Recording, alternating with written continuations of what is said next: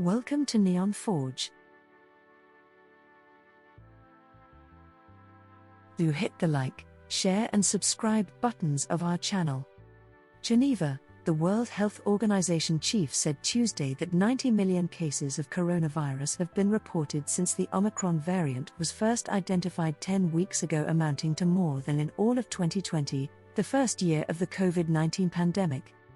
With many countries easing their restrictive measures amid public fatigue about them, WHO Director General Tedros Adhanom Ghebreyesus cautioned that Omicron should not be underestimated, even though it has shown to bring less severe illness than earlier variants, and cited a very worrying increase in deaths in most regions of the world. We are concerned that a narrative has taken hold in some countries that because of vaccines and because of Omicron's high transmissibility and lower severity, preventing transmission is no longer possible and no longer necessary, he told a regular WHO briefing on the pandemic. Nothing could be further from the truth, Tedros added. It's premature for any country either to surrender or to declare victory. This virus is dangerous and it continues to evolve before our very eyes. WHO said 4 of its 6 regions worldwide are seeing increasing trends in deaths. Many European countries have begun easing lockdown measures, including Britain, France, Ireland and the Netherlands. Finland will end its COVID-19 restrictions this month. On Tuesday, Denmark's government scrapped most restrictions aimed at fighting the pandemic, saying it no longer considers COVID-19 a socially critical disease.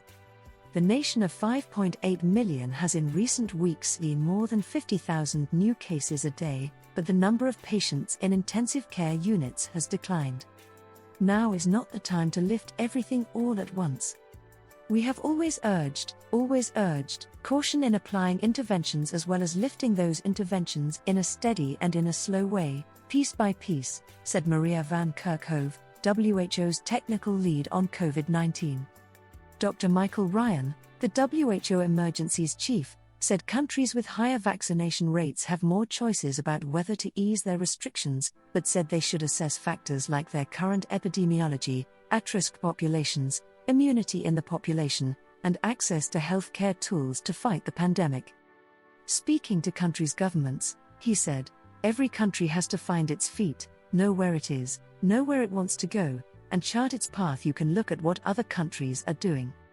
But please don't just follow blindly what every other country is doing. Ryan expressed concern that political pressure will result in people in some countries opening prematurely, and that will result in unnecessary transmission, unnecessary severe disease, and unnecessary death. Meanwhile, Van Kerkhove also said a group of experts that was set up last year to look into the emergence of new pathogens like the coronavirus and assess its origins is expected to issue a report in the coming weeks. She said the group, known by the acronym SAGO, has held about a half-dozen meetings since its first one in late November. She said the group would, among other things, look at early epidemiological studies and our current understanding of the origins of this particular pandemic, building upon previous missions that have gone to China and worked with Chinese scientists. She alluded to the work of another WHO-led team that traveled to China, where the pandemic first emerged, and reported on the outbreak in March last year. This story has been published from a Wire agency feed without modifications to the text. Thanks for watching our video. Do hit the like, share and subscribe buttons of our channel Neon Forge.